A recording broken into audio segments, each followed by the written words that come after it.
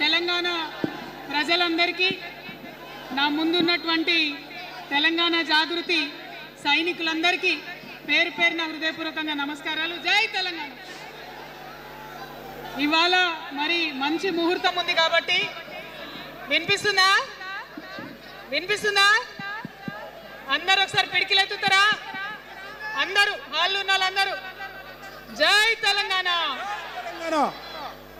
మన రాష్ట్రం కష్టపడి సాధించుకున్నటువంటి ఈ రాష్ట్రంలో మరి ఒక నూతన రాజకీయ శక్తిగా రాబోతా ఉన్నామని చెప్పినాం. పనిచేస్తలేదా మైక్? ఇది వద్దబ్బా, క్లారిటీ రావట్లేదా? ఓకేనా?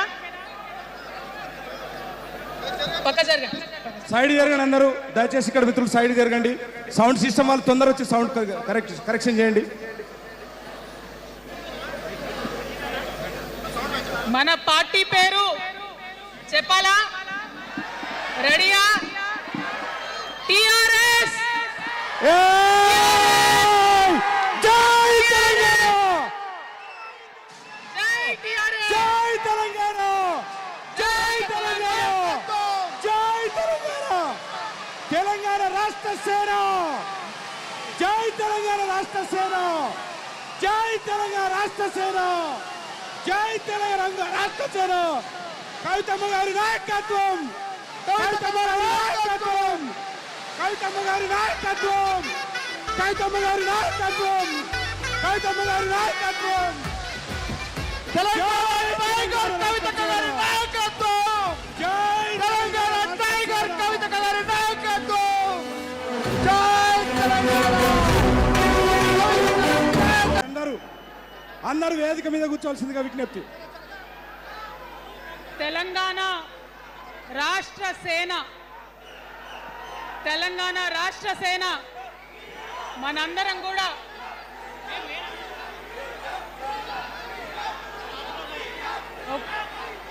ఒక్కసారి సీఎం జై తెలంగాణ కూర్చోవాలి. ఒకసారి అందరు సైలెంట్ ఉండాలి. అందరికీ నమస్కారం. మళ్ళీ ఒకసారి తెలంగాణ ప్రజలకు, తెలంగాణ మేధావులకు, తెలంగాణ బుద్ధిజీవులకు, తెలంగాణ ప్రగతిని కోరుకునేటటువంటి ప్రతి ఒక్కరికి, తెలంగాణలో ఉన్నటువంటి ప్రభావశీల వర్గాలందరికీ హృదయపూర్వకంగా చేతులెత్తి నమస్కారం తెలియజేస్తూ ఉన్నాను. ఇవాళ తెలంగాణ రాష్ట్రంలో ఒక చరిత్ర, నా జీవితంలో కూడా ఒక మర్చిపోలేని రోజు అవుతుంది ఈరోజు. తెలంగాణ రాష్ట్ర భవిష్యత్తును తెలంగాణ రాష్ట్రం స్వయంగా రాసుకోవడానికి మరి మనందరినీ కూడా ఆ దైవము, ఆ కాలము మనందరినీ భాగస్వామ్యం చేసిందని చెప్పి నేను మనస్ఫూర్తిగా నమ్ముతా ఉన్నాను. మీ అందరికీ తెలుసు, నేను అమ్మవారి భక్తురాలిని. ఇక్కడ స్టేజ్ మీద ఎవ్వరు ఉండకండి, దయచేసి అందరు వెళ్ళండి, ఖాళీ అయ్యండి మొత్తం. అందరు వెళ్ళి కూర్చోండి దయచేసి. ఈ బౌన్సర్ లేదా వాళ్ళని తీసి వెళ్ళిపోమని.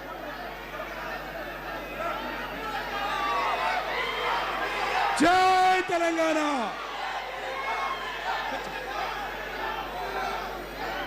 ఇవాళ ఈ సభా ప్రాంగణంలో ఉన్నటువంటి తెలంగాణ ఉద్యమకారులకు, తెలంగాణ అమరవీరుల కుటుంబాలకు, తెలంగాణ ఉద్యమంలో సర్వం కోల్పోయి అనేక రకాల కష్టాలు పడి రాష్ట్రం వస్తే చాలు అనుకొని పిడికిలు బిగించి కొట్లాడినటువంటి ప్రతి ఒక్కరికి, అదేవిధంగా సింగరేణి నుండి పెద్ద ఎత్తున తరలి వచ్చినటువంటి బొగ్గుగని కార్మికులకు,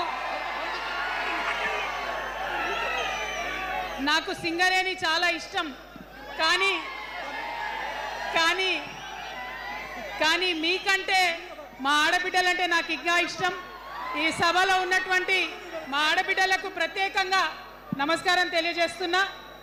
అదేవిధంగా అనేక మంది మా జెన్జీ వారియర్స్ వచ్చిండ్రు, మా యూత్ వచ్చిండ్రు, అందరికీ కూడా పేరు పేరున నమస్కారం.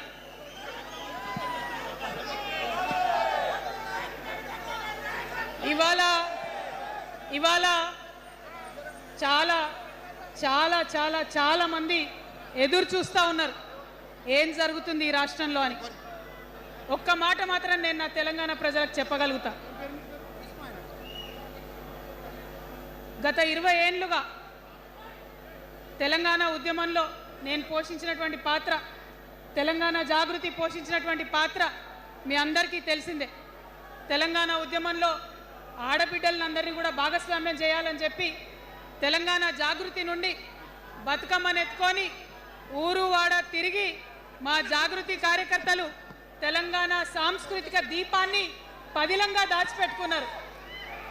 మరి వారు దాచినటువంటి ఆ దీపం ఆనాడు స్టేజ్ పాస్ ఉన్న వాళ్ళు మాత్రమే చాలా చీకటిలో కాలరాత్రిలో కూడా ఒక కాగడాలాగా తెలంగాణ ఉద్యమకారులకు వెలుగునిచ్చింది.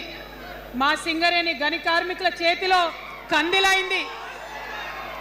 మొత్తం తెలంగాణ సమాజానికి కూడా ఒక కాంతిరేఖ అయింది. అప్పటి వరకు చాలా మంది మాట్లాడేది, మా స్టూడెంట్స్ అయినా అందరూ కూడా మాట్లాడేది, ఈ ఆంధ్రోళ్ళతోని పంచాయతీ అవుతుందక్క, ఏం చెప్పాలి, మా గురించి ఎట్లా చెప్పుకోవాలి, మన సంస్కృతి గురించి ఎట్లా చెప్పుకోవాలని మాట్లాడినప్పుడు బతుకమ్మ వచ్చిన తర్వాత బలం వచ్చింది. బతుకమ్మ పాట వచ్చిన తర్వాత ఇది మా సంస్కృతి, ఇది మా పండుగ, ఇగో గిది తెలంగాణ అని ఎత్తిన ప్రతి బతుకమ్మలో కూడా జై తెలంగాణ జెండా పెట్టి మా ఆడబిడ్డలందరూ కూడా బతుకమ్మ అంటే ఏందో ప్రపంచానికి పునఃపరిచయం చేసుకోవడం జరిగింది. ఏ ఉద్యమానికైనా డెఫినెట్గా భౌగోళిక స్వరూపం ఉంటుంది, శక్తులు ఉంటారు, వ్యక్తులు ఉంటారు, కానీ ఒక సాంస్కృతిక పునాది, సాంస్కృతిక నేపథ్యం ఉన్నప్పుడే ఆ ఉద్యమాలు తుదముట్టాయని చెప్పి అందరం కూడా అనుకుంటాం. తెలంగాణ ఉద్యమానికి బలమైనటువంటి సాంస్కృతిక పునాదినిచ్చి ఆడబిడ్డలందరినీ ఉద్యమంలో జత చేసినటువంటి ఘనత ఇక్కడ ఉండేటటువంటి జాగృతి కార్యకర్తలదేనని నేను ఇవాళ సగర్వంగా ప్రకటిస్తూ ఉన్నాను. మరి ఇవాళ మిమ్మల్ని నేను కోరేది ఒకటే, కష్టపడ్డాం, తెలంగాణ తెచ్చుకున్నాం, కానీ మనం కలలు కన్న తెలంగాణ వచ్చి 12 ఏళ్ళైనా ఇంకా కూడా మనకు రాలేదు. ఏమేం కలలతో తెలంగాణ తెచ్చుకున్నామో ఆ కలలన్నీ ఇంకా నిజం కాలేదు. మరి తెలంగాణ ఉద్యమ రథం, ఆనాటి ఉద్యమ రథసారథి కేసీఆర్ గారి నేపథ్యంలో తెలంగాణ ఉద్యమ రథం ఎక్కడనో దారి తప్పింది. తెలంగాణ ప్రజల ఆర్తిని అది అర్థం చేసుకోలేకపోయింది. డెఫినెట్గా సామాజిక తెలంగాణ రథచక్రం అనేది విరిగి ముక్కలైపోయింది. ఒక కొత్త రాష్ట్రం వచ్చిన తర్వాత ఏ తరహా అయితే పని జరగాలో, ఏ తరహా అయితే పనులు ప్రారంభించుకోవాలో అవి జరగలేదని చెప్పడానికి ఒక ఇంత బాధపడతా ఉన్నాను. ఆనాడు ఏమనుకున్నాం, తెలంగాణ రాష్ట్రం వస్తే మనందరి బానిస సంఖ్యలు పోతాయి అనుకున్నాం, కానీ రైతులకు బేడీలు పడ్డాయి, ఇసుక దందా మీద ప్రేమతోని నేరెళ్ళల దళితులకు దెబ్బలు పడ్డాయి, చావులైనాయి. ఒకరిద్దరు కలిసి మాట్లాడుకోవాలంటే ఎవరు ఫోన్ ఎక్కడ మానిటర్ చేస్తుండ్రో అని భయం, వ్యక్తిగత స్వేచ్ఛ లేదు, దారుణమైనటువంటి నిఘా నీడలో తెలంగాణ అంతా కూడా బతికింది. ఇది వాస్తవం. మనం అనుకున్న కలల తెలంగాణ రాలేదన్నది ముమ్మాటికి వాస్తవం. మరి అటువంటి సందర్భంలో నేను ఇవాళ మీ అందరికి ఒక మాట చెప్పాలి. ఆనాడు పరిపాలించిన కుటుంబంలో నేను కూడా ఒక భాగం.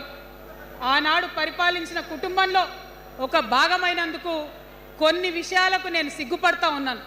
తెలంగాణ ప్రజల్ని క్షమించమని కూడా కోరుతా ఉన్నాను. కానీ తెలంగాణ సాధించినందుకు మాత్రం చాలా గర్వపడుతున్నాను. నా జన్మ ధన్యమైందని చెప్పి భావిస్తూ ఉన్నాను. మరి అనేకమైనటువంటి తప్పులు జరిగినాయి, అనేకమైనటువంటి నేరాలు జరిగినాయి, అనుకున్నటువంటి తెలంగాణ సాధించుకోలేదు. మరి ఆ తప్పులో ఎక్కడో ఒక దగ్గర నాకు భాగం ఉందని చెప్తున్నప్పుడు మరి కేవలం క్షమాపణ చెప్తే సరిపోతుందా? ఏ తెలంగాణ అయితే కావాలనుకున్నామో, ఏ సామాజిక న్యాయ తెలంగాణ అయితే రావాలని అనుకుంటున్నామో దానికోసం నడుం బిగించి కష్టపడి పని చేయాల్సిన అవసరం కూడా ఉంది. మరి ఇవాళ పని చేయడం కోసమే తెలంగాణ రాష్ట్ర సేన ఇవాళ తెలంగాణ ప్రజల ముందుకు వచ్చింది. రేపటి నుంచి మీరు చూస్తారు మా పని ఎట్లుంటుందో, మా పనితీరు ఎట్లుంటుందో. ఎందుకంటే ఏ పోరాటం చేయాలన్నా ఏ ప్రజలకు మంచి చేయాలన్నా కేవలం కొట్లాడితే సరిపోదు, దానికి రాజకీయ అధికారం కూడా ఉండాలి. రాజకీయ అధికారం తోడైనప్పుడే ప్రజలకు చేయాలనుకున్న మంచి చేయగలుగుతాం. అందుకే ఇవాళ పార్టీ పెట్టేది. అదర్వైజ్ గత 11 నెలల నుంచి తెలంగాణ జాగృతి చేస్తున్న పోరాటాలు మీరు చూస్తున్నారు. ఎన్ని పోరాటాలు తీసుకున్నాం, ఎన్ని రకాలుగా సక్సెస్ సాధించడం మీరు చూసిండ్రు. కానీ ఉట్టి పోరాటాలు సరిపోవు, ఖచ్చితంగా రాజకీయ అధికారం ఉండాలి.